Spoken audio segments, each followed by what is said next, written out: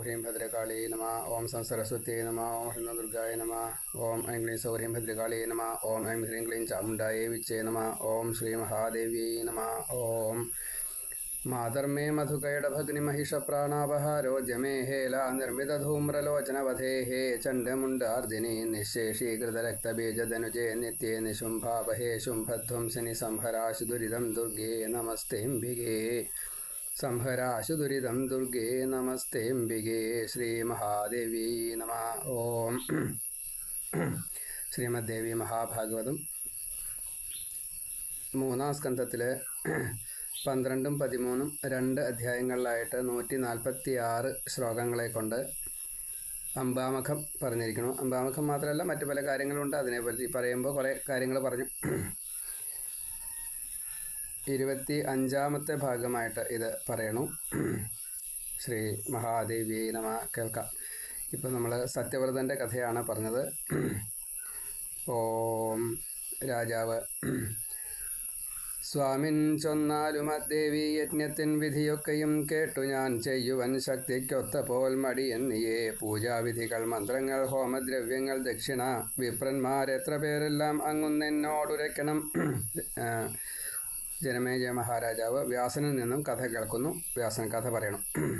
ഓം വ്യാസൻ: കേൾക്കരാജൻ പറഞ്ഞിടാം ഞാനായ യാഗക്രമങ്ങളെ മൂവിധം താൻ യജ്ഞകർമ്മവിധി എന്നു ധരിക്ക നീ. സാത്വികം രാജസം പിന്നെ താമസം 3 താനവ. സാത്വികം മുനിമാർക്കത്രേ നൃപാലന്മാർക്ക് രാജസം. താമസം രാക്ഷസന്മാർക്കും ജ്ഞാനികൾ കഥ നിർഗുണം. വിമുക്തർക്കോ ജ്ഞാനമയം വിസ്തരിച്ചൊക്കെയോ ഓതുവൻ. ശ്രീ മഹാദേവി നമ. സാധാരണ മുനിമാര്, ബ്രാഹ്മണര്, ഭക്തര്, ഋഷികൾ ഇവരൊക്കെ ചെയ്യുന്നത് വളരെ സാത്വികമായിട്ടുള്ള കർമ്മങ്ങളാവും. രാജസം രാജാക്കന്മാർ, ഈ രജോ ഗുണം കൂടുതലുള്ള ആൾക്കാർ ചെയ്യുന്നത്. അതേപോലെ രാക്ഷസന്മാർ, അങ്ങനെയുള്ള ചീത്ത തമോ ഗുണികൾ അവർ താമസമായിട്ടുള്ള പ്രവൃത്തികൾ ചെയ്യും. നിർഗുണഭക്തി സാധാരണ മഹാജ്ഞാനം ഉണ്ടെങ്കിൽ മാത്രമേ സാധിക്കൂ. നമുക്കൊന്നും നിർഗുണഭക്തി സാധിക്കില്ല. ഏതെങ്കിലും തരത്തിലൊരു ബിംബവൽക്കരണം നമ്മൾ നടത്തിയിട്ടുണ്ടാവും. ഒന്നുമില്ല വെച്ചാൽ നമ്മൾ മനസ്സിനെ അല്ലെങ്കിൽ ജീവനെ, പരമാത്മാവിനെ നമുക്കറിയില്ലല്ലോ, ജീവനെ നമുക്കറിയില്ലല്ലോ. അപ്പോൾ അതൊക്കെ എന്താ ഉണ്ടാവുക? ഒരു ബിംബത്തിൽ കൊണ്ടെത്തിക്കും. എന്നുവെച്ചാൽ ഒരു ഫോട്ടോ, എന്തെങ്കിലും ഒന്ന്, മരമായാലും വേണ്ടില്ല, ആടായാലും വേണ്ടില്ല, പശുവായാലും വേണ്ടില്ല, ആനയായാലും വേണ്ടില്ല, തുളസിയായാലും വേണ്ടില്ല, നദിയായാലും വേണ്ടില്ല, പർവ്വതമായാലും വേണ്ടില്ല. പിന്നെ വിളക്ക്, പത്മം, ഫോട്ടോ, ബിംബം, അതൊക്കെ വേറെ. അപ്പോൾ ഏത് വേണമെച്ചാൽ ബിംബവൽക്കരണം നടത്തിയിട്ട് നമുക്ക് പറ്റുള്ളൂ. കാരണം നമ്മൾ സഗുണർ ആണ്, അതുകൊണ്ടാണ്. ശ്രീ മഹാദേവി നമ. ദേശവും കാലവും മന്ത്രം ദ്രവ്യവും സത്വബുദ്ധിയും വിപ്രന്മാരും ചേർന്നുവെന്നാൽ അത് സാത്വിക യജ്ഞമായി. ഇപ്പോൾ ഏറ്റവും പ്രധാനം ഇതാണ്. എല്ലാം ശുദ്ധമാവണം. ദേശം, കാലം, മന്ത്രം, ദ്രവ്യം, അതേപോലെ ഹോതാക്കൾ എന്ന് വെച്ചാൽ ഈ യാചകർ. നമ്മൾ യാചകർ അല്ല, യാചകർ, യജിക്കുന്നവർ എന്നാണ്. നമ്മൾ പ്രവൃത്തി ചെയ്യുന്നവരെ എന്നർത്ഥം. ഉപവാസമായാലും വേണ്ടില്ല, പൂജയായാലും വേണ്ടില്ല, ഒക്കെ ഈ യാചകരിൽ പെടും. ദ്രവ്യം നന്നാവണം, ക്രിയ നന്നാവണം, മന്ത്രശുദ്ധി ഉണ്ടാവണം, ലക്ഷ്യശുദ്ധി ഉണ്ടാവണം, സമയം, അങ്ങനെ പലതും ഉണ്ട്. അതെല്ലാം ശുദ്ധാവണം. ദ്രവ്യക്രിയ മന്ത്രശുദ്ധി ഉണ്ടായാൽ ഭൂമിപാലക പൂർണ്ണമാം ഫലമുണ്ടാവും. അല്ലാഞ്ഞാലോ മറിച്ചുമാം. അധർമാർജിത വിത്തത്താൽ സുഹൃതം ചെയ്തുവെങ്കിലും പാരിൽ കീർത്തിയുമുണ്ടാകാ പരലോക സുഖങ്ങളും. ന്യായാർജിത ധനം കൊണ്ട് സുഹൃതം ചെയ്തുവെങ്കിലോ നേടാം യശസ്സും സുഖവും പരലോക ഫലങ്ങളും. ഇപ്പോൾ നമ്മൾ എന്തുകൊണ്ട് ഫലം കിട്ടുന്നില്ല? പ്രധാനം ഇതാണ്. ശുദ്ധമായിട്ടുള്ള ധനമാവില്ല. അപ്പോൾ ധനത്തെ ശുദ്ധമാക്കാൻ വേണ്ടത് ദശാംശദാനം ചെയ്തുകൊണ്ട് എന്ന് ആദ്യം. പിന്നീട് അതിനെ 5ആയിട്ട് വിഭജിച്ച് അതിലൊന്നുകൊണ്ടേ ഈ ധാർമ്മിക കർമ്മങ്ങൾ ചെയ്യാവൂ. ഈശ്വരപരമായിട്ടുള്ള കാര്യങ്ങൾ ചെയ്യുമ്പോൾ ശുദ്ധമായിട്ടുള്ള ധനം ആവണമെന്നുണ്ടെങ്കിൽ ആദ്യം ദശാംശദാനം ചെയ്തിട്ട് വേണം. 1000 ഉറുപ്പ്യ കിട്ടിക്കഴിഞ്ഞാൽ 100 ഉറുപ്പ്യ ദാനം ചെയ്ത് 900 എടുക്കാവൂ. ആ 900നെ വേണം 5ആയിട്ട് ഭാഗിക്കാൻ. അതിൽ 5-1 ഈശ്വര കാര്യങ്ങൾക്ക് ചെയ്യേണ്ടത്. അപ്പോൾ അത്രയും ശുദ്ധമായാലേ ധനശുദ്ധി കിട്ടുള്ളൂ. ബാക്കി നമുക്ക് പറയാനേ പറ്റുള്ളൂ. മുഴുവനൊന്നും പ്രാവർത്തികമാക്കാൻ കലികാലത്തിൽ സാധിക്കില്ല. മറ്റ് പറ്റുമായിരിക്കാം, ആർക്കെങ്കിലുമൊക്കെ പറ്റുമായിരിക്കാം, നമുക്കൊന്നും പറ്റില്ല എന്തായാലും. പ്രത്യക്ഷമങ്ങേക്കു രാജൻ രാജസൂയം മഹാമഖം ശ്രേഷ്ഠദാനങ്ങളോടൊത്തു ചെയ്തില്ലേ പണ്ട് പാണ്ഡവർ. അപ്പോൾ ഇവിടെ പാണ്ഡവർ ചെയ്ത രാജസൂയം, ആ രാജസൂയം അതിഗംഭീരമാണ്. മരുത്തന്മാരെ പോലെ, വരുണം ചെയ്ത പോലെ, അങ്ങനെയൊക്കെ വളരെ ഗംഭീരമാണ്. ശ്രീകൃഷ്ണൻ തന്നെയാണ് യാഗമൊക്കെ നടത്തിയത്. രാജസൂയത്തിന് ഈ റിട്ടേൺ കൂടുതലാണ്, എന്നുവെച്ചാൽ പ്രതിഫലം കൂടുതലാണ്. ഇപ്പോൾ അതിൽ രാജാക്കന്മാരെ കുറേ ബുദ്ധിമുട്ടിച്ചിട്ടുണ്ട്, വധിക്കുക തുടങ്ങിയുള്ള കാര്യങ്ങളൊക്കെ. അപ്പോൾ അതൊക്കെ അതിൻ്റെയൊക്കെ ഫലം വിപരീതമായിട്ട് വന്നിട്ടുണ്ടാവും. അതുകൊണ്ടാണ് ഈ ഫലം മോശമായത് എന്ന് ഇവിടെ പറയുകയാണ്. അപ്പോൾ ഇതിൽ നമുക്ക് മറ്റൊരു കാര്യം പറയാനുള്ളത് എങ്ങനെയാണെന്ന് വെച്ചാൽ, രാജസൂയം കഴിഞ്ഞതിന് ശേഷമാണ് ചൂത് കളിക്ക്, അത് കഴിഞ്ഞ് വനവാസം 13 കൊല്ലം ഉണ്ടായത്. ഈ വനവാസക്കാലത്താണ് പാണ്ഡവന്മാർക്ക് വേണ്ടതായിട്ടുള്ള അനുഗ്രഹ വരാദികളെ മുഴുവൻ കാട്ടിൽ നിന്നും കിട്ടിയത്. അതിപ്പോൾ പാശുപതം കിട്ടിയത്, കിരാതം കഥ, അതായാലും വിരോധമില്ല. ഇനി പലതുമുണ്ട്. അവിടെ എത്രയാണ് കിട്ടിയെന്ന് ചോദിച്ചാൽ മുഴുവൻ നിശ്ചയില്ല, അത്രയും കൂടുതൽ അവിടെ കിട്ടിയിട്ടുണ്ട്. ആ കിട്ടാൻ വേണ്ടിയിട്ടാണ് ഈ ലീല കാട്ടിയത് എന്ന് മാത്രമേ ഉള്ളൂ. പക്ഷേ ഇവിടെ ആ വനവാസം വേണ്ടി വന്നു എന്നുള്ളത് ഊന്നി പറയാം. ഇനി എല്ലാ രാജസൂയ മഹായാഗങ്ങൾക്കും പ്രശ്നങ്ങൾ ഉണ്ടായിട്ടുണ്ട് എന്നും അവിടെ വിധിയുണ്ട്. പ്രത്യക്ഷം അങ്ങേക്കു രാജൻ രാജസൂയം മഹാമഖം ശ്രേഷ്ഠദാനങ്ങളോടൊത്തു ചെയ്തില്ലേ പണ്ട് പാണ്ഡവർ. മഹാത്മാവാം യാദവേന്ദ്രൻ സാക്ഷാൽ ശ്രീകൃഷ്ണനും തഥാ ഭരദ്വാജാദി വിദ്വാൻമാർ ദ്വിജന്മാരും നിറഞ്ഞിടം. യജ്ഞം പൂർത്തീകരിച്ച് ഒറ്റ മാസമായില്ല പാണ്ഡവർ പാർക്കുവാനിടയായി. കഷ്ടാൽ കഷ്ടം ഘോര വനാന്തരം.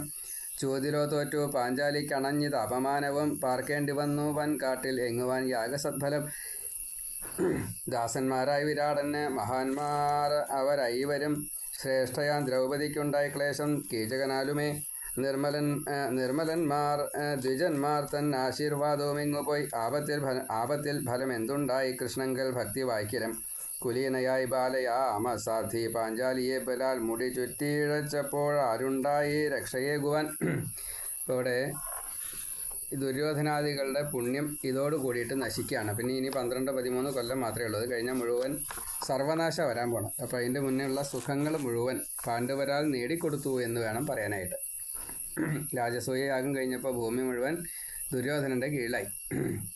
ഈ ഇന്ദ്രപ്രസ്ഥം എന്നത് വലിയ ദുര്യോധനന് സ്വപ്നം കാണാൻ പറ്റില്ല, അത്രയും ഗംഭീരമാണ് ഇന്ദ്രപ്രസ്ഥം. അവിടെ ഇരുന്നിട്ട് ഭരിക്കാൻ സാധിച്ചു. അവിടെയാണോ ഇരുന്നത്, ഹസ്തിനാപുരത്തിലാണോ ഇരുന്നത്, അത് വിഷയമില്ല. ആ സുഖത്തെ മുഴുവൻ ഏതായാലും സമ്പാദിച്ചു എന്ന് സാരം. അപ്പം അത് അവസാനത്തെയാണ്, ആളിക്കത്താണ്. ഈ പടുതിരി ആളിക്കത്തുമല്ലോ, അങ്ങനെ പടുതിരി ആളിക്കത്തലാണത്. യുധിഷ്ഠിരൻ ധർമ്മജനും ദേവേശൻ വാസുദേവനും ഉണ്ടായിട്ടും വന്നത് എന്തീ വണ്ണം. ആപത്തത് ഓർക്കനീ. വരാനുള്ളത് വന്നെന്ന വാദമാണെങ്കിൽ വേദവും മന്ത്രവും മറ്റു വിധിയും നിഷ്പ്രയോജനമായി വരും. വന്നേ തീരൂ വരേണ്ടുന്നതെന്ന വാദത്തിൽ നിശ്ചയം. നിരർത്ഥകം സാധനയും നിഷ്ഫലം താൻ ഉപായവും. വേദശാസ്ത്രാദിയും വർണ്ണധർമ്മവും മറ്റു കർമ്മവും സ്വർഗാർത്ഥമാം തപസ്സും നിഷ്ഫലം എന്നായി വന്നിടും. ഭവിതവ്യത്തിലൂന്നുമ്പോൾ പ്രമാണം വ്യർത്ഥമായി വരും. ഉപായം ദൈവം ഈ രണ്ടും വേണ്ടതെന്നോർത്തു കാണുക നീ. കർമ്മം ചെയ്തിട്ടു പിന്നെയും എതിരാം ഫലമെങ്കിലോ കർമ്മം പിഴച്ചു പോയെന്ന് വിദ്വാൻമാർ തീർത്തുരച്ചിടും. ഇപ്പോൾ 2 തരത്തിലുണ്ട്. ഒന്ന്, ഫലം അനുഭവിക്കാൻ യോഗ്യമില്ലാത്ത ഒരാൾ കർമ്മം ചെയ്യുമ്പോൾ ആ കർമ്മം ഫലം കിട്ടില്ല. അതേപോലെ തന്നെ അത് പഴപ്പിക്കും, ആരെങ്കിലുമായിട്ട് പഴപ്പിക്കും. എങ്ങനെയാണെന്നുള്ളത് ചോദ്യമില്ല. അപ്പോൾ ഫലം വിപരീതമായിച്ചാൽ വിദ്വാൻമാർ പറയുന്നത് അത് കർമ്മം പഴച്ചു എന്നാണ്. കർമ്മം പഴയ്ക്കാനുള്ള കാരണത്തിലാണ് പ്രാധാന്യം. അപ്പോൾ ഈ കാര്യം പറഞ്ഞിട്ട് കാര്യമില്ല, കാരണത്തിലാണ് പ്രാധാന്യം. ഇന്ന് കലികാലത്തിൽ കാര്യം മാത്രമേ പറയുള്ളൂ, അതിൻ്റെ കാരണത്തെ പറ്റി ചിന്തിക്കുകയില്ല. അങ്ങനെ ഒരു കുഴപ്പമുണ്ട്. അതുകൊണ്ടാണ് ഈ കാര്യങ്ങൾ നേരെയാവാത്തത്. എന്തുകൊണ്ട് ഇങ്ങനെ സംഭവിക്കുന്നു എന്നത് ആ കാരണത്തെയാണ് ആദ്യമേ തന്നെ ഇല്ലാണ്ടാക്കേണ്ടത്. കാരണത്തെ അന്വേഷിച്ച് പോവുകയില്ല, അവിടെയാണ് കുഴപ്പം. നമ്മൾ കാണുന്ന ഈ അനീതികൾക്ക്, നമ്മുടെ നാട്ടിൽ സാധാരണ കാണാറുന്ന ഈ അനീതികൾക്ക് അതിനുള്ള സാഹചര്യം ഇവിടെ സുലഭമായതുകൊണ്ടാണ് അത് ചെയ്യുന്നത്. ആ സാഹചര്യം ഇല്ലാണ്ടാക്കലാണ് അതിൻ്റെ മൂല കാരണം ഏതാണോ അതിനെയാണ് തടയേണ്ടത്. ഇന്ന് തടയുന്നത് ആ അനീതി ചെയ്യുന്നയാളെ മാത്രം തടയാൻ വേണ്ടി നിൽക്കുക. അതൊട്ട് ഫലവത്താവില്ല. എങ്ങനെയാണ് ഫലവത്താവുക? കാരണം അതിൻ്റെ പിൻബലം വളരെ കൂടുതലാണ്. അപ്പോൾ പിൻബലത്തിൻ്റെ മൂലം എവിടെ നിന്നാണോ വരണമെന്ന് വെച്ചാൽ അവിടെയാണ് തടുക്കേണ്ടത്. അത് തടുക്കണില്ല. അതാണ് ഇന്നത്തെ ദോഷം. അപ്പോൾ ഇത് കലികാലത്തിൻ്റെ പ്രത്യേകതയാണ്. തടുക്കാൻ എളുപ്പമല്ല. കർത്തൃഭേദം, ദ്രവ്യഭേദം, മന്ത്രഭേദം ഇതൊക്കെയും പലതാക്കുന്നു കർമ്മത്തെ എന്ന് കർമ്മഠർ തന്മതം. പണ്ട് ഇന്ദ്രൻ യജ്ഞഗുരുവായി വരിച്ചാൻ വിശ്വരൂപനെ ചെയ്താൻ അവൻ മാതൃഹിതത്തിനു കർമ്മം വിരുദ്ധമായി. മാതൃപക്ഷീയരാം ദൈത്യന്മാരെ രക്ഷിക്കുവാൻ അവൻ വീണ്ടും വീണ്ടും ശുഭം നേർന്നു സ്വരദൈത്യർക്കു തുല്യമായി. കൂടുതൽ ബലമുള്ളവരായി ദൈത്യരെ കണ്ടു വാസവൻ കോപിച്ചു വജ്രം കൊണ്ടാശു മുറിച്ചാൻ ഗുരുമസ്തകം. കർത്തൃഭേദം കൊണ്ടുവന്നു കർമ്മ വൈകല്യമിങ്ങനെ മറിച്ചു നോക്കൂ. പക കൊണ്ടെങ്കിലും ദ്രുപദൻ പുര യജ്ഞം ചെയ്തു. യജ്ഞം ദ്രോണനാശത്തിനായി പുത്രൻ ജനിക്കുവാൻ ഉണ്ടായി. ധൃഷ്ടദ്യുമ്നനും ആ കൃഷ്ണയും യാഗവേദിയിൽ, അതായത് ദ്രോണൻ തൻ്റെ ശത്രുവായിട്ടുള്ള അങ്ങനെ കണ്ടു എന്നേ ഉള്ളൂ കേട്ടോ. ദ്രോണാചാര്യർക്ക് സ്വതേ ശത്രുത ഉണ്ടായത് കാരണങ്ങൾ പലതാണ്. എന്തെങ്കിലും ആവട്ടെ, ആ കാരണത്തിനേക്കാൾ കൂടുതൽ വേറെ കുഴപ്പമുണ്ട്. ഇവിടെ ദ്രുപദ മഹാരാജാവിന് ശത്രുത ഇങ്ങോട്ടുണ്ടായി കൂടുതൽ, ദ്രോണരെ കൂടുതൽ ശത്രുവായിട്ട് കണ്ടു. അപ്പോൾ അതിന് എന്താ ഉണ്ടായത്? ദ്രോണരെ വധിക്കാൻ ഒരു മകൻ വേണം. ദ്രോണൻ്റെ ശിഷ്യനായിട്ടുള്ള അർജുനന് കൊടുക്കാൻ ഒരു മകളും വേണം. ഇങ്ങനെ പ്രാർത്ഥിച്ചിട്ടാണ് യാഗം ചെയ്തത്. എന്നിട്ടാണ് പാഞ്ചാലിയും ധൃഷ്ടദ്യുമ്നനും ഉണ്ടായത്. ഈ ധൃഷ്ടദ്യുമ്നൻ പാണ്ഡവരുടെ കുരുക്ഷേത്ര യുദ്ധത്തിലെ സേനാനായകനായിട്ട് ധൃഷ്ടദ്യുമ്നനാണ്. അഗ്നിജാതനായതുകൊണ്ട് മരണമില്ല, അഗ്നി തന്നെയാണ്, അഗ്നിദേവനാണ് ധൃഷ്ടദ്യുമ്നായിട്ട് വന്നത്. അതേപോലെ പാഞ്ചാലി കാളിയാണ്, സീതാമാത ഛായാസീതയാണ്, രാവണൻ്റെ അവിടെ പോയിരുന്നിട്ടുള്ള ആ സീതയാണ്. അപ്പോൾ ഈ പാഞ്ചാലിയും കാളിയും അതേപോലെ ഈ അഗ്നിദേവനാണ് ഈ സർവനാശത്തിന് കാരണക്കാരായത് ഈ കുരുക്ഷേത്ര യുദ്ധത്തിൽ. അപ്പോൾ അതിൻ്റെ മൂലകാരണങ്ങൾ മുഴുവനും ഇങ്ങനെ വരും. അതുകൊണ്ടാണ് പാഞ്ചാലിയുടെ മുടി പിടിച്ച് വലിക്കലും വസ്ത്രാക്ഷേപം ചെയ്യലും പലതും അവിടെ സംഭവിക്കുന്നത്. അതേപോലെ ധൃഷ്ടദ്യുമ്നനെ ആർക്കൊന്നും ചെയ്യാൻ സാധിക്കില്ല, അതുകൊണ്ട് നായക സ്ഥാനത്തേക്ക് എത്തിച്ചു. ദുര്യോധനാദികൾ മരണമില്ലാത്തതായിട്ടുള്ള സ്വച്ഛന്ത മൃത്യുവായിട്ടുള്ള ഭീഷ്മരെയാണ് നായകനായിട്ട് കണ്ടത്. പക്ഷേ അവിടെ സൂത്രപ്പണി കൊണ്ട് കൃഷ്ണൻ അത് ശാപവും മറ്റു പല കാര്യങ്ങളുണ്ട്. ഏതായാലും ശിഖണ്ഡി വന്നിട്ട് ആയുധം താഴെ വെപ്പിച്ചു എന്നർത്ഥം. അപ്പോൾ എല്ലാറ്റിനും കാരണമുണ്ട്. അപ്പോൾ ആ കാരണമാണ് പ്രധാനം. കാരണത്തിനാണ് ചികിത്സ വേണ്ടത്, കാര്യത്തിനല്ല. പുത്രനില്ലായകയാൽ പണ്ട് പുത്രകാമേഷ്ടി ചെയ്യുകയാൽ ഉണ്ടായല്ലോ 4 മക്കൾ പങ്ക്തി സ്യന്തനഭൂപനും. അതിനാൽ ശരിയായി ഈ കർമ്മം ചെയ്താൽ സിദ്ധിച്ചിടും ഫലം, തെറ്റിച്ചു ചെയ്താൽ ഫലവും വിപരീതത്തിലായി വരും. പാണ്ഡവന്മാർക്ക് യജ്ഞത്തിൽ തെറ്റ് ഏതാൻ വന്നു പോകയാൽ ഫലം വിരുദ്ധമായി ചോദ്യൽ തോറ്റാർ ആയതിനാൽ അവർ സത്യവാനല്ലേ നൃപതേ. ധർമ്മപുത്രൻ യുധിഷ്ഠിരൻ സാധ്വിതാൻ കൃഷ്ണ അനുജന്മാരോ സദ്ഗുണപൂർണരും അശുദ്ധവിത്തം കൊണ്ടുണ്ടായി യജ്ഞ വൈകല്യം ഒന്നുകിൽ അല്ലായെങ്കിൽ അഭിമാനത്താൽ ചെയ്തു എന്നതു കുറ്റമായി. ഇപ്പോൾ ഇവിടെ 2 കാര്യങ്ങൾ വന്നിട്ടുണ്ടാവാം എന്നാണ്. ഒന്ന്, ഈ അന്യ നാട്ടുകാരുടെ രാജാക്കന്മാരുടെ ധനത്തെ കൊണ്ടുവന്നു. പിന്നെ ഞാൻ ഇതെല്ലാം ജയിച്ചു, ഞാൻ ഒറ്റയ്ക്കാണ് ജയിച്ചത് എന്ന് തോന്നിച്ചാൽ കുടുങ്ങിയിരിച്ച പാണ്ഡവർ ഒറ്റയ്ക്ക, 5 പേരും കൂടിയിട്ട് ഒറ്റയ്ക്കാന്ന് പറയാം. അപ്പോൾ അങ്ങനെ അവർ ജയിച്ചു എന്ന് പറഞ്ഞു കഴിഞ്ഞാൽ തെറ്റി. കാരണം കൃഷ്ണൻ്റെ സഹായം കൊണ്ടാണ് ചെയ്യാൻ സാധിച്ചത്. യാഗം സാത്വികമായുള്ളത് എത്രയും ദുർലഭം നൃപ. വൈഖാനസമുനീന്ദ്രർക്ക് വിധിച്ചതിത് ഭൂപതേ. അപ്പോൾ രാജസൂയം ചെയ്യാം, ആർക്ക് ക്ഷത്രിയർക്ക് ചെയ്ത് അങ്ങനെയൊക്കെ കുഴപ്പങ്ങളുണ്ട്. ഈ വൈഖാനസ മുനിമാർ വെച്ചാൽ അതേപോലെയുള്ള ഋഷികൾ എന്ന് സാരം. അവർക്ക് സ്വാർത്ഥങ്ങളില്ലാത്തതുകൊണ്ട് അന്യനെ തോൽപ്പിക്കുക എന്ന ഉദ്ദേശമില്ല. അപ്പോൾ അതുകൊണ്ട് രജോ ഗുണത്തെയും തമോ ഗുണത്തെയും തോൽപ്പിക്കാൻ വേണ്ടിയിട്ട് ഇതേ മന്ത്രങ്ങളെ കൊണ്ട് തന്നെ, ഇതേ ദ്രവ്യങ്ങളെ കൊണ്ട് തന്നെ അതിൻ്റെ രീതിയിലുള്ള രാജസൂയം ചെയ്യാം. അപ്പോൾ നമ്മൾ ക്ഷത്രിയർ ചെയ്യുന്ന രാജസൂയം പോലെ ഈ രാജാക്കന്മാരെ ചെന്ന് തോൽപ്പിക്കണ്ട എന്ന് സാരം. നമ്മുടെ ഉള്ളിലുള്ള രജോ ഗുണത്തെയും തമോ ഗുണത്തെയും, ഈ ചീത്തകളുണ്ടല്ലോ കാമക്രോധാദികളെ, അതിനെ മുഴുവൻ ഇല്ലാണ്ടിയാക്കുകയാണ് വെച്ചാലോ ആ രാജസൂയം കൊണ്ട് ഫലം ഉണ്ട്. ഇനി അതിനെ രാജസൂയം എന്നാണോ വിളിക്കേണ്ടത് ചോദിച്ചാൽ ശരി, അത്രയേ ഉള്ളൂ. താപസന്മാർ ഭുജിക്കുന്നു സാത്വികം വന്യഭക്ഷണം, നേർവഴിക്ക് സമാർജിച്ച് നല്ലപോലെ ശുദ്ധി ചെയ്തതായി പുരോടാശപരന്മാരായി ഹിംസ കൂടാതെ നിത്യവും മന്ത്രശ്രദ്ധാദിയാൽ ചെയ്യൂ സാത്വികം മഖമായവർ. അതുകൊണ്ടാണ് അവർ കാട്ടിലാണ് വസിക്കുക, എന്നിട്ടാണ് യാഗം ചെയ്യുക. അവർക്കൊന്നും നേടാനില്ല. ആ ഇരിക്കണ ആശ്രമം അല്ലാതെ കണ്ട് അവർക്ക് വേറെ അതുപോലെ അവരുടെ അല്ലാന്ന് അവർ കണക്കാക്കാറ്. അപ്പോൾ അത്രയും അങ്ങനെയുള്ള ആൾക്കാർക്ക് യാഗം ചെയ്യുമ്പോൾ അതിന് ദോഷമൊന്നും വരില്ല. ബഹുവിത്തം, ഹിംസ, അഭിമാനം എന്നിവയൊത്തുതാൻ നൃപരും വൈശ്യരും ചെയ്യും മഖം രാജസമായി വരും. ക്രോധം, മാത്സര്യവും ദ്വേഷം, മതവും പൂണ്ടു ദാനവർ ചെയ്യും യജ്ഞം താമസമെന്നത്രേ പണ്ഡിതർ തന്മതം.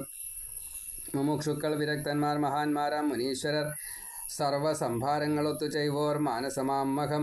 കുറവെന്തെങ്കിലും ചേരും മറ്റു യാഗങ്ങളേതിലും ദ്രവ്യത്താ ശ്രദ്ധയാൽ വിപ്രന്മാരാൽ കർമ്മത്തിനാൽ തഥാ കാലദേശ അതിഭേദത്താൽ സാധനങ്ങൾ നിമിത്തവും മാനസത്തെ പോലെ പൂർണ്ണമാകാമറ്റേതു യജ്ഞവും. ഗുണവർജിതമായ ആദ്യം ശുദ്ധമാക്കുക മാനസം. മനസ്സ് ശുദ്ധമാകുമ്പോൾ ദേഹവും ശുദ്ധമാം ധ്രുവം. ഇന്ദ്രിയാർത്ഥങ്ങൾ കൈവിട്ട് ഹൃദയം ശുദ്ധമാകവേ നൂനം മാനസയജ്ഞത്തിനർഹനായി വരും അന്നവൻ. ഏറ്റവും പ്രധാനം ഇതാണ്, മനസ്സ് ശുദ്ധമാക്കണം. മനസ്സ് ശുദ്ധമാക്കിയാലാണ് നമ്മൾ സ്വീകരിക്കുന്നതിൻ്റെയൊക്കെ ശുദ്ധി നമുക്ക് കണ്ടുപിടിക്കാൻ സാധിക്കുള്ളൂ. അങ്ങനെ സ്വീകരിക്കുന്നത് ശുദ്ധമായാൽ മാത്രമേ ദേഹവും ശുദ്ധമാവുള്ളൂ. അപ്പോൾ മനഃശുദ്ധി സ്വീകരിക്കുന്ന വസ്തുക്കളുടെ ശുദ്ധി. അപ്പോൾ കണ്ണുകൊണ്ട് കാണലായാലും ചെവി കൊണ്ട് കേൾക്കലായാലും ഒക്കെ ശുദ്ധാവണം. ആഹാരം ശുദ്ധാവണം. അപ്പോൾ അത് മുഴുവൻ ശുദ്ധമായാലാണ് ഈ ദേഹവും ശുദ്ധാവുള്ളൂ. അപ്പോൾ ചെയ്യുന്ന പ്രവൃത്തികൾ അതിൻ്റെ ഫലം ഒക്കെ ശുദ്ധമായിട്ട് വരും. നെടുന്തൂണുകൾ നാട്ടുന്നു നാനാ യജ്ഞസ്തവങ്ങളാൽ ബഹുവിസ്തൃതമാക്കുന്നു മാനസം യാഗമണ്ഡപം. വിശദം വേദിയെ പിന്നെ കൽപ്പിക്കുന്നു മനസ്സിനാൽ. വിധി പോലെ അഗ്നികളെയും സങ്കല്പിപ്പൂ മനസ്സിനാൽ. ഇതൊക്കെ മനസ്സുകൊണ്ട് സങ്കല്പിച്ച് അങ്ങനെ ചെയ്യണമെന്നാ, എളുപ്പമല്ലാവുന്നു. ശ്രീ മഹാദേവിയെ നമ. വരിക്കണം വിപ്രമുഖ്യന്മാരെ പിന്നെ യഥാവിധി. ബ്രഹ്മാവ്, അധ്വർയു, ഹോതാവ്, പ്രസ്തോതാവും അതേവിധം ഉദ്ഗാതാവും പ്രതിഹർത്താക്കൾ സഭ്യന്മാരായ മറ്റുപേർ പൂജിക്കണം മനസ്സാൽ താനേവം ബ്രാഹ്മണ മുഖ്യരെ. ഇവിടെ 7 യജമാനന്മാർ, 7 പേര് ഹോതാക്കളായിട്ട്. അതേപോലെ യജമാനൻ, സദസ്യർ, പിന്നെ ഈ പാചകാദി പ്രവർത്തികൾ ചെയ്യുന്ന, ഇപ്പോൾ കേശാന്തി എന്നുള്ള നിലയ്ക്ക് ആ പോസ്റ്റ് നമുക്ക് പായസവും ഹോമദ്രവ്യമൊക്കെ ഉണ്ടാക്കണ്ടേ. അതേപോലെ സേവകന്മാർ എന്തെല്ലാം സേവനങ്ങൾ ചെയ്യണം. പാത്രം മോറൽ, അടിച്ചു വാരൽ, മറ്റേ കുണ്ടമുണ്ടാക്കൽ, എന്തെല്ലാം പണികൾ, അതൊക്കെ സേവനത്തിലാണ് പെടുക. അപ്പോൾ ഇതിൽ 27 തരത്തിൽപ്പെട്ടതായിട്ടുള്ള ഈ ഹോതാക്കളെ ഉപയോഗിച്ചുകൊണ്ടാണ് വിഷ്ണു അംബാമഖം ചെയ്തത്. ഇവിടെ 29 തരത്തിൽപ്പെട്ട എന്ന് പറയുന്നുണ്ട്. 29 തരത്തിൽപ്പെട്ടതായിട്ടുള്ള ഹോതാക്കളുണ്ട് അത്രേ. ഇന്ദ്രദ്യുമ്നൻ, ഉഗ്രസേന മഹാരാജാവ് യാഗം ചെയ്തത് രാജസൂയം ചെയ്തു. അത് പ്രദ്യുമ്നനെ മുൻനിർത്തിയിട്ടാണ്. കൃഷ്ണൻ്റെ മകൻ, ശ്രീകൃഷ്ണൻ്റെ മകൻ, ആ പ്രദ്യുമ്നനെ മുൻനിർത്തിയിട്ടാണ്. അത് ഇതേപോലെ 29 ഹോതാക്കളെ നിർത്തിയിട്ടാണ് രാജസൂയം ചെയ്തത്. മധുരാമണ്ഡലം മുഴുവൻ ജയിച്ചു വെച്ചാൽ ഭാരതം മുഴുവൻ ജയിച്ചു. മധുരാമണ്ഡലം നല്ല കുറച്ചധികം ഉണ്ട് വിസ്തൃതി. ഭൂമി മുഴുവൻ കൃഷ്ണൻ്റേതാക്കി മാറ്റി എന്നാണ്. കൃഷ്ണൻ യാഗം ചെയ്തിട്ടുണ്ടോ ഇല്ലേനി, അതാണ്. ബ്രഹ്മാവ്, അധ്വർയു, ഹോതാവ്, പ്രസ്തോതാവും അതേവിധം ഉദ്ഗാതാവ്, പ്രതിഹർത്താക്കൾ, മറ്റുപേർ, ഇങ്ങനെ 7 തരത്തിൽപ്പെട്ടവർ യാഗകർത്താക്കളായിട്ടുണ്ടായി. പിന്നെയോ ഉദ്ഗാതൃ പ്രതിഹർത്താക്കൾ സഭ്യന്മാരായ മറ്റുപേർ പൂജിക്കണം മനസ്സാൽ താനേവം ബ്രാഹ്മണ മുഖ്യരെ. പ്രാണാപാനവ്യാന സമാനോദാന അഗ്നികൾ 5 സങ്കൽപ്പിച്ച വേദിയിന്മേൽ സ്ഥാപിക്കുക യഥാവിധി.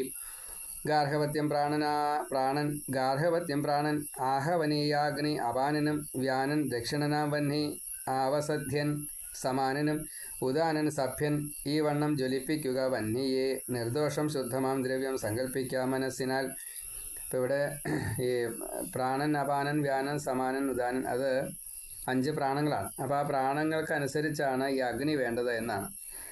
ഗാർഹപത്യ അഗ്നി എന്ന് വെച്ചാൽ പാചകത്തിനൊക്കെ എടുക്കുന്ന അഗ്നി, അതല്ലെങ്കിൽ ഈ എല്ലാ ദിവസവും അഗ്നിഹോത്രാദികൾ ചെയ്യും, അത് ഗാർഹപത്യ അഗ്നിയാണ്. ഇഷ്ടി ചെയ്യാറുണ്ട് എല്ലാ ദിവസവും. യാഗം ചെയ്തുള്ള യജമാനന്മാരൊക്കെ ഇഷ്ടി ചെയ്യാറുണ്ട്, അത് ഗാർഹപത്യ അഗ്നി. അതേപോലെ ആഹവനീയാഗ്നി, അത് ഈ പരമ്പരയ്ക്ക് എന്നാണ് സ്വതേ പറയുക. നമ്മൾ ഇപ്പോൾ ഈ അരണി കടഞ്ഞുണ്ടാക്കുന്ന അഗ്നി അതിൽ പെടും. എന്തായാലും അത് പരമ്പരയ്ക്ക് എന്നാണ് പറയുക, എന്ന് വെച്ചാൽ തുടക്കം. അപ്പം അത് പുത്രൻ, ഇങ്ങനെ അതിലൊക്കെ അതൊക്കെ ആഹവനീയാഗ്നിയാണ്. അതേപോലെ ദക്ഷിണാഗ്നി, അത് മരിച്ച ആ സമയത്ത് അന്ത്യേഷ്ടി, ഇതെല്ലാം കൂടിയിട്ട് ഒടുക്കം ചെതയിൽ മരിച്ചു കഴിഞ്ഞാൽ അങ്ങനെയല്ലേ. അന്ത്യഗ്നി അത് വ്യാനനാണ്. ഇപ്പോൾ ഇവിടെ പ്രാണൻ ഗാർഹപത്യ അഗ്നിയായിട്ട്, പാലനത്തിന് വേണ്ടിയിട്ട് അപാനൻ, ആഹവനീയാഗ്നി ജനനത്തിന് വേണ്ടിയിട്ട്, വ്യാനൻ ദക്ഷിണാഗ്നി അത് ലയത്തിന് വേണ്ടിയിട്ട്, അതേപോലെ ആവസധ്യൻ, സഭ്യൻ, ഇങ്ങനെ പലതരത്തിൽപ്പെട്ടതായിട്ടുള്ള അഗ്നികൾ 49 തരം അഗ്നി ഉണ്ട് എന്നാണ് പറയുക. പാവകൻ, പവമാനൻ, ശുചി 3 തരത്തിൽപ്പെട്ടതായിട്ടുള്ള അഗ്നി. അതേപോലെ ഈ വൈശ്വാനരാഗ്നി വയറിൻ്റെ അവിടെ, ബഡവാഗ്നി കടലിൻ്റെ നടുക്കിൽ, കടലിൻ്റെ ഏറ്റവും ഉള്ളിൽ ഏറ്റവും അടിയിൽ ബഡവാഗ്നി, അങ്ങനെ പലതും ഉണ്ട്. നമുക്ക് മുഴുവനൊന്നും പറയാൻ വശമല്ല. 49 തരം അഗ്നി, 49 തരം വായുക്കൾ എന്നൊക്കെയാണ് പറയുക. അപ്പോൾ അതൊക്കെ എന്ത് വേണം? ശുദ്ധമാവണം. ഇങ്ങനെ മനസ്സുകൊണ്ട് അത്രയും ശുദ്ധമാക്കി കഴിഞ്ഞാൽ മാത്രമേ എന്ത് ചെയ്യാൻ സാധിക്കുള്ളൂ? ഈ യാഗം അതിൻ്റെ പരിപൂർത്തിയിൽ എത്തുള്ളൂ എന്ന് പറയാം. മനസ്സു തന്നെ ഹോതാവും അവണ്ണം യജമാനനും ശാശ്വതം നിർഗുണബ്രഹ്മം തന്നെ യജ്ഞ അധിദൈവതം സർവവ്യാപിനിയായി സർവാധാരയായി ബ്രഹ്മവിദ്യയായി വൈരാഗ്യമേകുവോളാം ആ ശക്തിതാൻ ഫലദാത്രിയാൽ ഏവം കൽപ്പിച്ചു ഹോമിക്കുക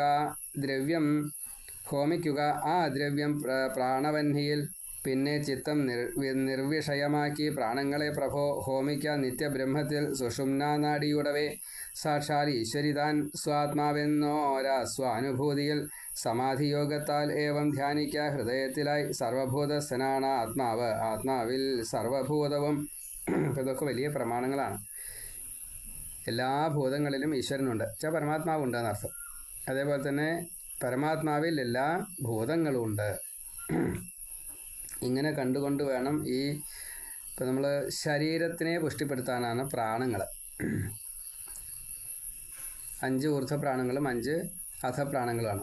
അപ്പോൾ ഈ പ്രാണങ്ങളെ ഇപ്രകാരത്തിൽ നമ്മൾ ഇനി വേണ്ട എന്ന നിലയ്ക്ക് പരിപൂർണമായിട്ടുള്ള സമർപ്പണം ചെയ്യണം. ദേഹത്തിൽ ഈ ജീവൻ്റെ ഒരു സാന്നിധ്യം അല്ലെങ്കിൽ ജീവന് നിർബന്ധമായിട്ട് ദേഹം സ്വീകരിക്കേണ്ട ഒരു അവസ്ഥ അതിനെ ഇല്ലാണ്ടാക്കണം. അതിനാണ് ഈ പ്രയത്നിക്കണം. അപ്പോൾ അത് ആ ഒരു ലക്ഷ്യമൊക്കെ കിട്ടണമെങ്കിൽ ലേശം കൂടി ഉയർന്ന് ചിന്തിച്ചാൽ മാത്രമേ സാധിക്കുള്ളൂ. അതാണ് ഇപ്പോൾ ഈ 3 നാഡികളെയൊക്കെ കുറിച്ച് പറയാനുള്ള കാരണം. അതൊന്ന് മുഴുവൻ 3 നാഡികളും ഷഡ് ആധാരവും സപ്തധാതുക്കളും ഇതൊക്കെ ശരീരത്തിൻ്റെ അവസ്ഥകളാണ്. ആ ശരീരത്തിൻ്റെ അവസ്ഥകളെയൊക്കെ മറികടക്കണം എന്നാണ്. അപ്പോൾ അതിൽ പ്രധാനപ്പെട്ടതാണ് ഈ പ്രാണങ്ങൾ. ഇനി മറ്റൊന്നാണ് ജീവനും മനസ്സും ദേഹവും. മനസ്സ് ഇതൊപ്പം കൊണ്ടുവരുന്നതാണ്. മനസ്സിലൂടെയാണ് ഈ കാമാദികളൊക്കെ വരിക. അപ്പോഴേ നമുക്ക് പ്രാരബ്ധം തീർക്കാൻ സാധിക്കുള്ളൂ. ഈ ആഗ്രഹം ഉണ്ടെങ്കിൽ പഞ്ചേന്ദ്രിയങ്ങളെ കൊണ്ട് ഈ സ്വീകരണം നടക്കുള്ളൂ. പഞ്ചവിഷയങ്ങളെ സ്വീകരിച്ചാലേ പ്രാരബ്ധം തീരുള്ളൂ. അപ്പോൾ അതൊക്കെ ഏതിൽ പോകണം? ഈ അഗ്നിയിൽ ഹോമിക്കണം. യാഗാഗ്നിയിൽ ഇതൊക്കെ ഹോമിക്കണം. അപ്പോഴേ അത് യാഗത്തിൻ്റെ പരിപൂർത്തി കിട്ടുള്ളൂ. അതാണ് കാട്ടിൽ ഋഷിമാർക്ക് ചെയ്യാൻ സാധിക്കും മനോമഖം കൊണ്ട്. അവർക്ക് ഹോമിക്കൊന്നും വേണ്ട. നമുക്ക് അത്രയ്ക്കുള്ള കഴിവ് നമുക്കില്ല. അപ്പോൾ നമ്മളൊക്കെ സ്വതേ ഈ രാജസ അത്രേ പറയാൻ പറ്റുള്ളൂ എന്നർത്ഥം. അതാണ് സമാധിയോഗത്താലേവൻ ധ്യാനിക്കുക ഹൃദയത്തിലായി. എങ്ങനെ വേണം? സാക്ഷാൽ ഈശ്വരിതാൻ സ്വാത്മാവ് എന്നുള്ള ആ ഒരു സ്വ അനുഭൂതിയിൽ, അതാണ് സാക്ഷാൽ ഈശ്വരിതാൻ സ്വാത്മാവെന്നോരാ സ്വാനുഭൂതിയിൽ സമാധിയോഗത്താലേവം ധ്യാനിക്ക ഹൃദയത്തിലായി സർവഭൂതസ്ഥനാണ് ആത്മാവ്, ആത്മാവിൽ സർവഭൂതവും. ഏവം കാണും ആ ഭൂതാത്മാവായി ശിവയെ സ്വയം സച്ചിദാനന്ദമീ രൂപം കണ്ടാൽ ബ്രഹ്മജ്ഞനായി വരും. അപ്പോൾ മായാധികം സർവം വെണ്ണീറായി തീർന്നിരുന്നവ ദേഹമുള്ളത്ര പിന്നീടും പ്രാരബ്ധത്തെ ഭുജിക്കലും ജീവൻ മുക്തൻ അവൻ പിന്നെ മരിക്കേ മോക്ഷമാർന്നിടും. ലോകാംബയെ ഭുജിക്കുന്നോൻ തീരം ഭൂപാകൃതാർത്ഥനായി. അതിനാൽ ഗുരുവാക്യാനുസാരമായി ഏതു മട്ടിലും ധ്യാനിക്ക കേൾക്ക മാനസം ചെയ്യുക ആ ജഗദംബയെ.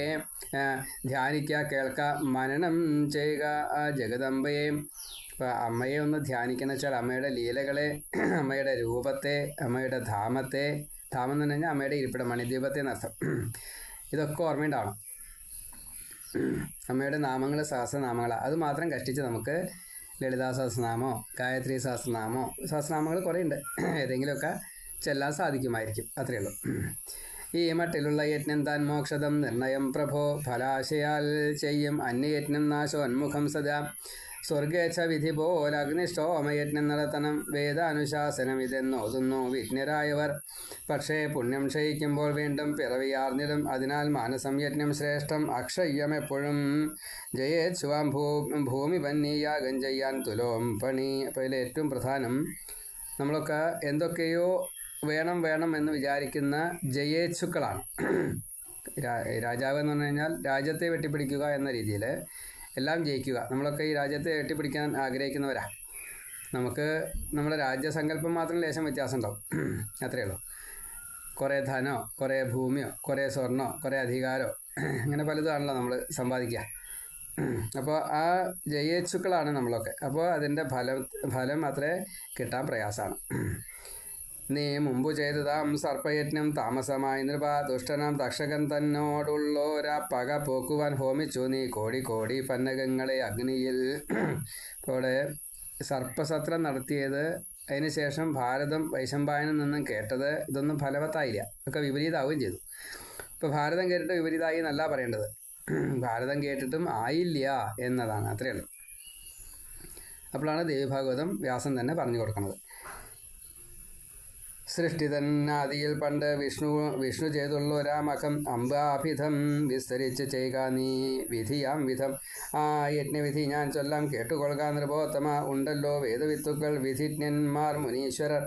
ദേവീ ബീജം ഗ്രഹിച്ചുള്ളോർ മന്ത്രമാർഗ വിചക്ഷണർ. യജിക്കാൻ അവരാവട്ടെ യജമാനൻ ഭവാനുമായി. ഏവം യജ്ഞം വേണ്ട വിധം ചെയ്ത് ആ പുണ്യത്തെ ഏകി നീ സമുദ്ധരിക്ക രാജൻ ദുർഗതിയാണ്ട പിതാവിനെ. ദ്വിജശാപജമാം ദോഷം അണഞ്ഞ് തവ താതനിൽ ദ്വിജനിന്ദ മഹാപാപം ദുർഘടം നരകപ്രദം. ഏറ്റവും വലിയ പ്രധാനമായിട്ടുള്ളൊരു വിഷയം അതാണ്. ബ്രാഹ്മണന്മാരെ നിന്ദിക്കണ്ട, ബ്രാഹ്മണന്മാരുടെ മുതൽ അപഹരിക്കണ്ട, ബ്രാഹ്മണന്മാരെ ദ്രോഹിക്കണ്ട. ഇതൊക്കെ ഇന്ന് ചെയ്യുന്ന കലികാലത്തിൽ ഏറ്റവും വലിയ പ്രധാനമായിട്ടുള്ളൊരു പ്രശ്നമാണ്. ബ്രാഹ്മണൻ എന്നുള്ളതിൻ്റെ അർത്ഥത്തിൽ ബ്രഹ്മത്തിലേക്ക് ചരിക്കുന്നതായിട്ടുള്ള ഭക്തന്മാരെയാണ് ബ്രാഹ്മണർ എന്ന് ഇന്ന് കലികാലത്തിൽ പറയുന്നത്. അത് മതി, മറ്റത് ബാക്കിയുള്ളൊന്നും അത്ര കണക്കാക്കണ്ട. അവർ സാത്വികമായിട്ടുള്ള പ്രവൃത്തിയാണോ ചെയ്യുന്നത്? അന്യരെ ദ്രോഹിക്കുന്നുണ്ടോ? ദ്രോഹിക്കണില്ല വെച്ചാൽ അവർ ബ്രാഹ്മണർ തന്നെയാണ്. അന്യരെ സഹായിക്കണം, അതതിൻ്റെ എല്ലാ അർത്ഥത്തിലും വേണം. ഈശ്വരീയമായിട്ടുള്ള രീതിയിൽ ഈശ്വര അർപ്പണമായിക്കൊണ്ട് തന്നെ വേണം. മറ്റത് ഞാൻ എൻ്റെ കേമത്തം കാണിക്കാൻ വേണ്ടിയിട്ട് ചെയ്യുന്ന പോലെ ആവുള്ളൂ. അത് വിപരീതമാണ് ഫലം. അതിന് ഈ ഫലമില്ല. ഞാൻ എൻ്റെ കേമത്തത്തിന് ഒരു പ്രശസ്തിയില്ല, അതിലൊരു പ്രസക്തിയില്ല, അത് കുപ്രസിദ്ധിയാണ്. അപ്പോൾ അത് വേണ്ട. മറിച്ച് ഈ ആവശ്യക്കാരന്, ഇപ്പോൾ ദാഹിക്കുന്നവരാണെന്ന് വെച്ചാൽ വെള്ളം കൊടുക്കുക. അത് ഞാനല്ല കൊടുത്തത്, എന്നെക്കൊണ്ട് ഭഗവാൻ ചെയ്യിച്ചതാ, ഞാൻ എന്നുള്ള വിഷയമേ അവിടെ വരുന്നില്ല. അങ്ങനെ വേണമെന്നർത്ഥം. അതാണ് ഇപ്പോൾ ഇവിടെ ജനമേജയനോട് വ്യാസൻ പറഞ്ഞത്. പ്രഭോ എന്ന് വിളിച്ച് മഹാരാജാവേ എന്ന് വിളിച്ചും കൊണ്ടാണ് പറഞ്ഞതെന്ന് സാരം. അതാണ് സർപ്പദംശം കൊണ്ടണഞ്ഞോ ദുർമൃത്യുവും അതിൻപടി മൃതിയോ ഭൂവിൽ വെച്ചല്ല ദർഭമേലല്ല വാനിലും പോരിലേറ്റല്ല മരണം ഗംഗയിങ്കലുമല്ലവൻ സ്നാനദാനാദി കൂടാതെ മരിച്ചാൻ മാളികപ്പുറം. ദോഷങ്ങളെല്ലാം ഈ മട്ടിൽ നരകത്തിനു ഹേതുവായി അതിദുർലഭമായി ഒന്നുണ്ടത് സാധിച്ചുമില്ലവൻ. എങ്ങിരുന്നാലും ആ മൃത്യുകാലം വന്നെന്നറിഞ്ഞുടൻ ദ്രവ്യങ്ങളില്ലെങ്കിലും ആപത്തിൽപ്പെട്ടവനെങ്കിലും വിരക്തിയെ വമാളയണം ശുദ്ധമായ മനസ്സൊടും പഞ്ചഭൂതാത്മകം ദേഹം ഇതിലെന്തിത്ര കേഴുവാൻ. വീഴുമ്പോൾ ഇതു വീഴട്ടെ, ഞാനോ നിർഗുണൻ അവ്യയൻ മുക്തൻ നാശാത്മകം പഞ്ചഭൂതം ദുഃഖിപ്പതെന്തിനായി. ഇവിടെ ഏറ്റവും പ്രധാനമായിട്ടുള്ളൊരു മാനസിക അവസ്ഥ ഇങ്ങനെ നാം കൊണ്ടു നടക്കണം എന്നാണ്. ഇതെപ്പോൾ വേണമെച്ചാൽ മരിച്ചോട്ടെ, ഞാനെപ്പോഴായാലും മരിക്കും. അപ്പോൾ സാത്വിക കർമ്മങ്ങൾ മാത്രം ചെയ്യാം. ചില മഹർഷിമാർ പറയാറുണ്ട്, നിങ്ങൾക്ക് വേണ്ടിയിട്ട് ഞാൻ ഈ കാര്യം നടത്തി തരണമെങ്കിൽ പിന്നെ ഒരാളെ നിങ്ങൾ ആശ്രയിക്കരുത്, എന്നെ മാത്രം ആശ്രയിക്കണം എന്ന് പറയാറുണ്ട്. അതെന്താണെങ്കിൽ ഒരാളിലൂടെ ഈ കർമ്മം പൂർത്തീകരിക്കുമ്പോഴാണ് അതിന് പൂർണ്ണത വരിക. അത് ഇപ്പോൾ ആത്മീയ ഗുരുസ്ഥാനത്തുള്ള ആ ഋഷി, ആ മുനി, ആ ബ്രാഹ്മണൻ അങ്ങനെ ചെയ്തു കൊടുക്കുമ്പോൾ അതിൽ വേറെ ഒരു അല്പജ്ഞൻ കയറി കൂടിയാൽ ഇതിൻ്റെ ഫലം വിപരീതമാവും, അല്ലെങ്കിൽ അത് വേണ്ടത്ര ഫലം കാണില്ല. അപ്പോൾ ഈ ഋഷിക്ക് തന്നെ അത് ഒരു ചീത്തപ്പേര് മാത്രമല്ല, ഭഗവാനിൽ നിന്നും ഒരു അമ്മയിൽ നിന്നും ചെറിയൊരു ദോഷം സംഭവിക്കും. അപ്പോൾ അതിന് ആ ഋഷി സമ്മതിക്കില്ല. അപ്പം അതുകൊണ്ട് ഈ രാജാവ് ആ രീതിയിൽ തന്നെ ഈ ഋഷിയെ മാത്രം ആശ്രയിക്കണം. അപ്പോഴേ അത് ചെയ്തു കൊടുക്കുള്ളൂ, അല്ലെങ്കിൽ ചെയ്തു കൊടുക്കില്ല. അങ്ങനെയാണ് ഇവിടെയും അത് തന്നെയാണ് പറയണത്. എന്താ പറയുന്നത്, ഇത് എപ്പോൾ വേണമെച്ചാൽ വീണ് പോയിക്കോട്ടെ, ഈ ഒരു രീതിയിൽ വേണം അതിനെ കണക്കാക്കാൻ. ഇത് കാരണം ഇത് വെറും പഞ്ചഭൂതാത്മകമായിട്ടുള്ള ഒരു ജഡ ശരീരമാണ്. ഇതിൽ ഈ ചൈതന്യം ഇപ്പോൾ ഇതിൽ വന്നിരിക്കുന്നത് പ്രാരബ്ധത്തെ ഭുജിക്കാൻ വേണ്ടിയിട്ടുള്ള ജീവൻ്റെ ഒരു കടം വീട്ടലാണ്, തീർക്കലാണെന്നർത്ഥം. ആ തീർക്കാൻ ഈ കാര്യം ഉപയോഗിക്കണം, അത്രയേ ഉള്ളൂ. ഈ പണി അവിടെ ചെയ്യണം. ബ്രഹ്മമാം ഞാൻ വിഷയിയല്ല എന്നും മുക്തൻ സനാതനൻ, കർമ്മത്താൽ മാത്രം ഈ ദേഹബന്ധമുണ്ടായതാണുമേ. സുഖദുഃഖങ്ങളായുള്ള ശുഭാശുഭമശേഷവും ഭുജിച്ചേൻ മാനുഷം ദേഹം ഇത് കൈക്കൊള്ളുക കാരണം. വിമുക്തൻ ഞാൻ ഘോരമാമി ഭവദുഃഖത്തിൽ നിന്നുമേ. ഇപ്പോൾ ഇത് മാനസികമായിട്ട് ഉറയ്ക്കാൻ അത്ര എളുപ്പമല്ല. വൈരാഗ്യം അതിൻ്റെ മാക്സിമത്തിലെത്തണം. നമുക്ക് ആകെ വേണ്ടത് ആഹാര, നിഹാര, നിദ്ര, വിഹാരങ്ങളാണ്. ആഹാരം എന്നുള്ളത് നമുക്കറിയാം, പഞ്ചേന്ദ്രിയങ്ങളിലൂടെ സ്വീകരിക്കപ്പെടുന്നതാണ് ആഹാരം. നിഹാരം എന്നുള്ളത് ശുദ്ധി പ്രക്രിയയാണ് നിഹാരം എന്ന് ഉദ്ദേശിക്കുന്നത്. നിദ്ര എന്നുള്ളത് സുഷുപ്തി തന്നെയാണ്.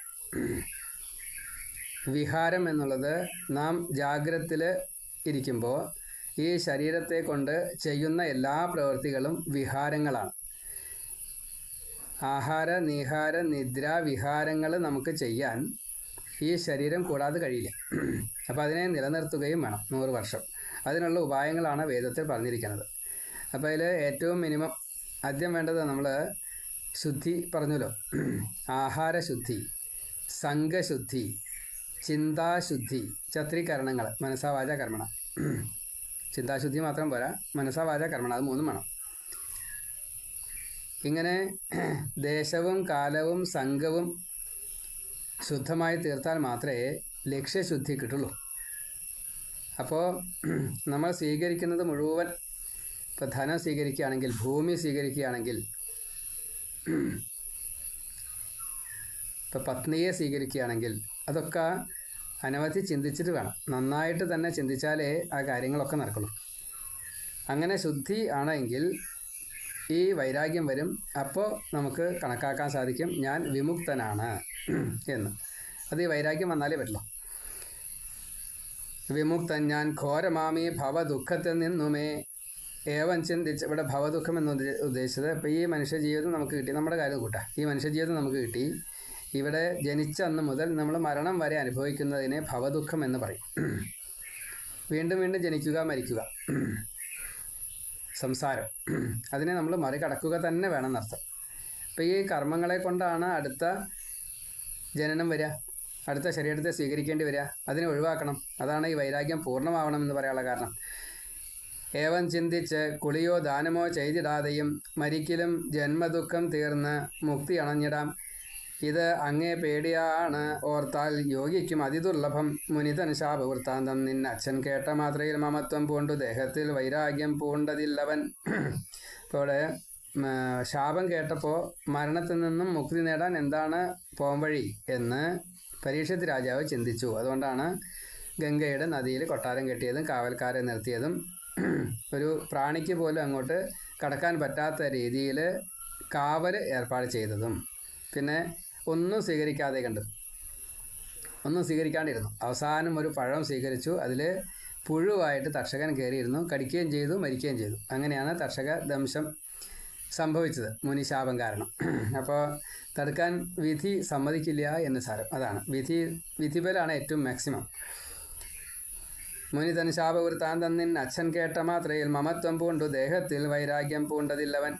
ആരോഗ്യദൃഢഗാത്രൻ ഞാൻ എൻ നാടോ ശത്രുവറ്റതും ജീവിച്ചിടേണ്ടത് എമ്മട്ടിൽ വരട്ടെ മന്ത്രവാദികൾ ഔഷധം ശ്രേഷ്ഠമാം യന്ത്രം മണി മന്ത്രങ്ങളൊക്കെയും വരട്ടെ എന്നേറി 7 നിലമാളിക തൻ്റെ മേൽ. സ്നാനമോ ദാനമോ ദേവീധ്യാനമോ ചെയ്തതില്ലവൻ ദൈവം താൻ ശ്രേഷ്ഠമെന്നോർത്തു കിടന്നില്ല നിലത്തവൻ. കലി ബാധിക്കയാൽ വിപ്രനിന്ദാപാതകം ഇത്തരം ചെയ്തു മോഹക്കടലിൽ വീണേവം മാളികമേലവൻ.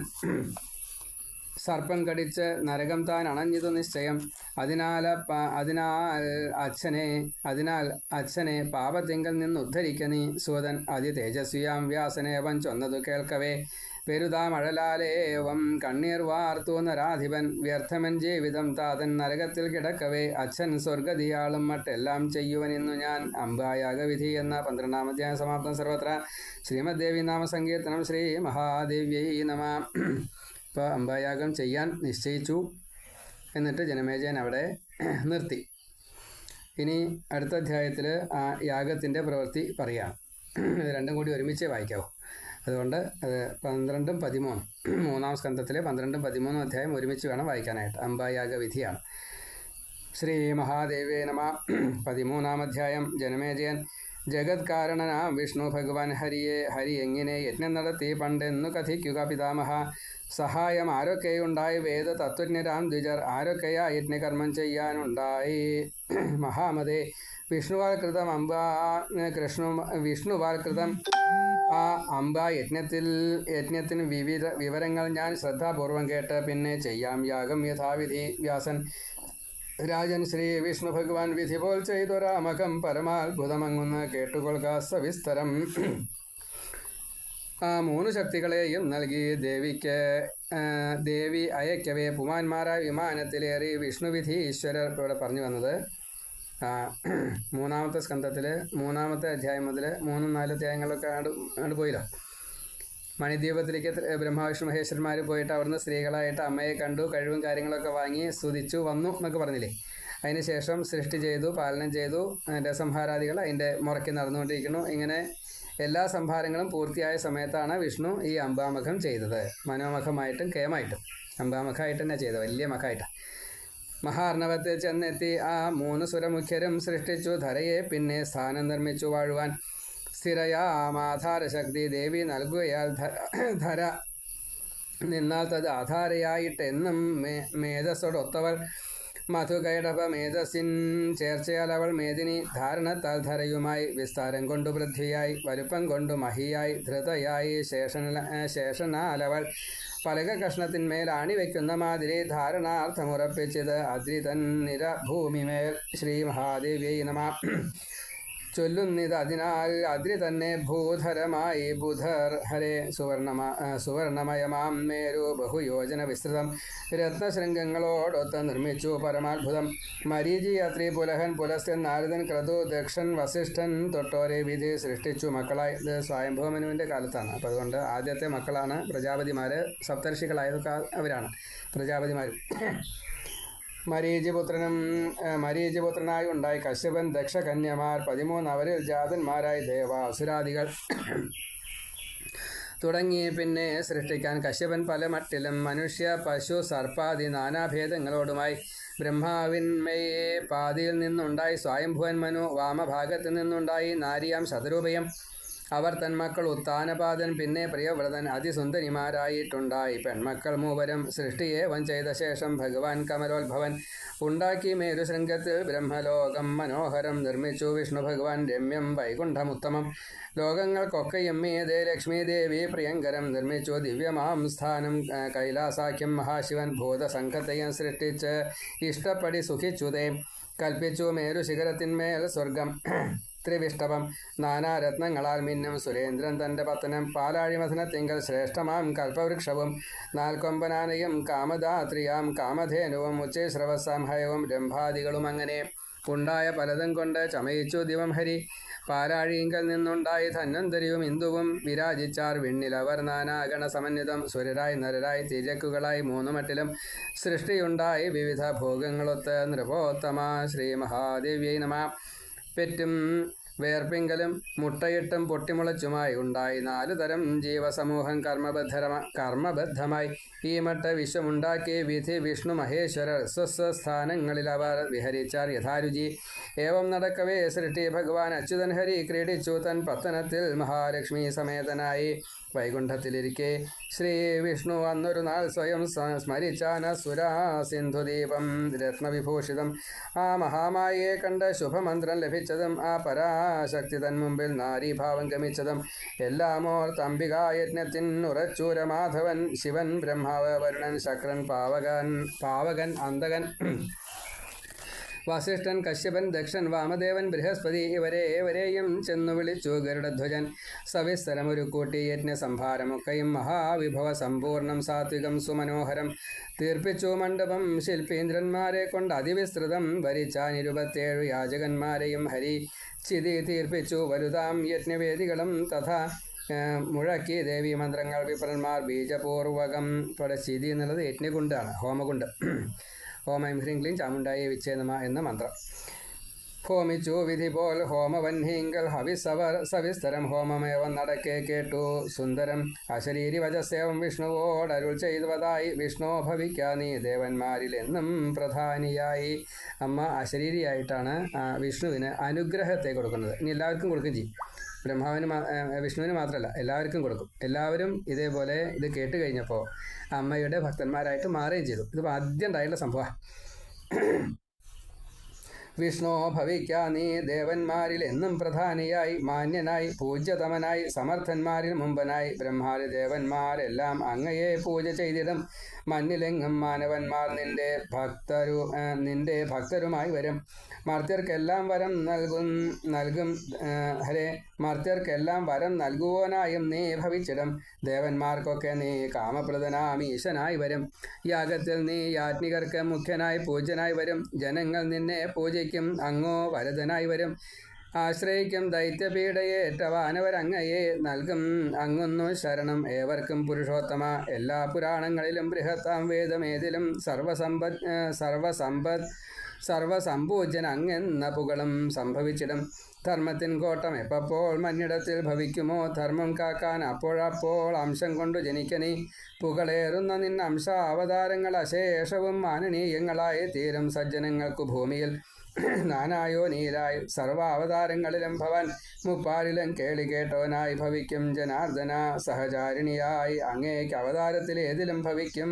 എൻ അംശശക്തി സർവകാമപ്രദാത്രിയായി ആ ലക്ഷ്മി ഒപ്പം എപ്പോഴും ഉണ്ടാവും. അതേപോലെ തന്നെ അമ്മയാൽ കൊടുക്കപ്പെട്ടതായിട്ടുള്ള എല്ലാ ശക്തികളും കഴിവുകളും പിന്നെ ലക്ഷ്യപൂർത്തിക്ക് വേണ്ട ചില വിധി അനുഭവം അല്ലെങ്കിൽ അനുഗ്രഹം ഇങ്ങനെയൊക്കെ ഉണ്ട്. അത് പൂർത്തീകരിക്കാൻ പ്രത്യേകത വേണം. അതെല്ലാം കൊടുത്തു എന്നാണ്. ഭവിക്കും എൻ അംശശക്തി സർവകാമപ്രദാത്രിയായി നാനാ ആയുധങ്ങളും നാനാഭൂഷയും ശുഭവേഷവും വാരാഹി നാരസിംഹീതി നാനാഭേദത്തോടും ഹരേ. അവരോടൊത്തു നീ വിഷ്ണു ദേവകാര്യം അശേഷവും സാധിപ്പിക്കുക ഞാനേകും വരത്തിൻ പ്രാഭവത്തിനാൽ. ഗർവലേശം കൊണ്ടും അവർ കണക്കൊല്ല വെറുപ്പു നീ മാനിച്ചവരെയൊക്കെ അർച്ചിക്ക പണിപ്പെട്ടും യഥാവിധി. നൂനം ഭാരതഖണ്ഡത്തിൽ ബിംബാദികളിലായി നരർ പൂജിക്കിൽ ആ ശക്തികളെ ഏകീടും സർവാഭിലാഷവും. ഭൂമണ്ഡലത്തിലും സപ്തദ്വീപങ്ങളിലും ഒന്നുപോൽ അവർക്കും അങ്ങേക്കുമുള്ള കേളി പൊങ്ങും സുരേശ്വര. അവരെയും നിന്നെയും ഭൂമണ്ഡലം തന്നിൽ മാനവർ അർച്ചിക്കും വാഞ്ചിതാർത്ഥങ്ങൾ നേടുവാൻ സതതം ഹരേ. നാനാദ്രവ്യങ്ങളും വേദമന്ത്രനാമജപങ്ങളും കൊണ്ടോരോ കാര്യസിദ്ധിക്കായി പൂജിക്കും മർത്യർ നിങ്ങളെ. ഭൂവിലും വിണ്ണിലും പാതാളത്തിലും മധുസൂദന നിൻ കേളി ദേവദേവേശ പെരുകും മർത്യപൂജയാൽ. എല്ലാവരും അങ്ങയെ ഭജിക്കുക തന്നെ ചെയ്യും എന്ന് വിഷ്ണുവിനെ അനുഗ്രഹിച്ചു. എല്ലാ വരങ്ങളും കൊടുത്തോളൂ, രക്ഷിച്ചോളൂ, പാലിച്ചോളൂ. സാത്വിക രീതിയിൽ ലക്ഷ്മിയൊപ്പം സഹായിക്കും. വ്യാസൻ ഏവം വരങ്ങളും നൽകി നിലച്ചിത് അശരീരിണി അതു കേട്ടിട്ടെന്ന വണ്ണം ഭഗവാൻ പ്രീതചിത്തനായി വിധിപൂർവം മുഴുപ്പിച്ചു യജ്ഞം. സുരജനത്തെയും മരീചി തൊട്ടുള്ളവരെയും അയച്ചു ഗരുഡോപരി. അണഞ്ഞു വൈകുണ്ഠലോകം ഭൃത്യരോടൊത്തു മാധവൻ. താങ്കൾ തൻ വാസഗേഹമണഞ്ഞാർ സുരരും തഥാ വിസ്മയപ്രദമാ വാർത്ത തമ്മിലോരോന്നു ചൊല്ലിയും മോദിച്ചും മുനിമാരും പോയി സ്വസ്വ പുണ്യാശ്രമങ്ങളിൽ. ഇമ്പം കാതിന്നരുളും അധിക സ്പഷ്ടമാം വ്യോമവാക്യം കേട്ടിട്ടുണ്ടായി ഭഗവതിയിലെല്ലാവർക്കും ഭക്തിഭാവം. വിപ്രന്മാരും മുനിനിവഹവും ഭക്തിയോടൊത്തു ചെയ്താർ വേദപ്രോക്തം നിഖില ഫലദം ദേവിതൻ പൂജ നിത്യം. ഇപ്പോൾ ഈ അമ്മയുടെ അശരീരി ഇപ്രകാരത്തിൽ ചെയ്യണം, കേൾക്കണം എന്നുണ്ടെങ്കിൽ, അനുഭവിക്കണം എന്നുണ്ടെങ്കിൽ എന്ത് വേണം? അമ്മയെ പൂജിക്കണം, അമ്മയ്ക്ക് വേണ്ടിയിട്ട് സമർപ്പിക്കുക തന്നെ വേണം. അങ്ങനെ ഈ കഥ ആരാണോ കേൾക്കുന്നത്, അപ്പോൾ നമ്മൾ പാണ്ഡവരുടെ കഥ പറഞ്ഞു, അതിന് യാഗാദി കാര്യങ്ങളൊക്കെ പറഞ്ഞു, അത് താരതമ്യം ചെയ്തുകൊണ്ട് ഈ വിഷ്ണുവിൻ്റെ യാഗവും കൂടി പറഞ്ഞു. 2 കാര്യങ്ങളെ പറഞ്ഞുള്ളൂ. പക്ഷേ അതിൻ്റെ ഇടയ്ക്ക് ഒരുപാട് കാര്യങ്ങൾ നിയമമായിട്ടും നാം പാലിക്കേണ്ടതായിട്ടും നാം അനുഭവിക്കുന്നത് എന്തുകൊണ്ട് ഇങ്ങനെ കിട്ടുന്നു, അമ്മയുടെ അനുഗ്രഹം കൊണ്ടാണ് എന്നത് പറയാൻ വേണ്ടിയിട്ടും അനവധി കാര്യങ്ങൾ പറഞ്ഞു. അപ്പോൾ അത് കൂട്ടി നമ്മൾ മനസ്സിലാക്കുകയാണെങ്കിൽ അമ്മയുടെ ഭക്തനായിട്ട് തീരാൻ അമ്മ തന്നെ നമ്മെ അനുഗ്രഹിക്കും. ഇമ്പം കാതിന്നരുളും അധിക സ്പഷ്ടമാം വ്യോമവാക്യം കേട്ടിട്ടുണ്ടായി ഭഗവതിയിൽ എല്ലാവർക്കും ഭക്തിഭാവം. വിപ്രന്മാരും മുനിനിവഹവും ഭക്തിയോടൊത്തു ചെയ്താർ വേദപ്രോക്തം നിഖില ഫലദം ദേവിതൻ പൂജ നിത്യം. ഇപ്പോൾ എല്ലാവരും ഭക്തരായി സാരം, എല്ലാവരും പൂജിക്കുകയും ചെയ്തു. അംബായജ്ഞാനുഷ്ഠാനം എന്ന 13-ാം അധ്യായം സമാപ്തം. സർവത്ര ശ്രീമദ്ദേവി നാമ സങ്കീർത്തനം. ശ്രീ മഹാദേവ്യൈ നമഃ. ഇനി സുദർശന വിവാഹം, ശശികലയും സുദർശനും തമ്മിലുള്ള വിവാഹം. അത് കാശി രാജപുത്രിയും അയോധ്യ രാജാവും തമ്മിലുള്ള കല്യാണമാണ്. ക്ലീങ്കാരവും അയങ്കാരവും 2 പേരെയും അവരുടെ ഉപാസന മന്ത്രങ്ങളുമാണ്. അത് 12 അധ്യായങ്ങളെ കൊണ്ട് വിസ്തരിച്ച് പറഞ്ഞിരിക്കുന്നു. നമുക്കത് കേൾക്കാം. ഏകദേശം 43 പേജ്, 12 അധ്യായം. വളരെ 14-ാമത്തെ അധ്യായം മുതൽ 25-ാമത്തെ അധ്യായം കൂടിയിട്ട് കഥ പറയാൻ. അത് ഈ കല്യാണ കഥ ആരാണോ കേൾക്കുന്നത് അവർക്ക് കല്യാണം നടക്കാനൊക്കെ വളരെ ഉത്തമമാണ്. സാരി പൂജ ഒക്കെ ചെയ്യാറുണ്ട് ഈ സമയത്ത്. നമുക്കത് ക്രമേണയായിട്ട് കേൾക്കാം. ശ്രീ മഹാദേവിയെ നമഃ. ഇപ്പോൾ 25-ാമത്തെ ഭാഗമാണ് നമ്മൾ ദേവി ഭാഗവതത്തിൽ പാരായണം ചെയ്തത്. 3-ാമത്തെ സ്കന്ധത്തിൽ 12-ഉം 13-ഉം 2 അധ്യായങ്ങൾ അംബാമഖം എന്ന പേരിൽ നമ്മൾ പാരായണം ചെയ്തു. ശ്രീ മഹാദേവിയെ നമഃ.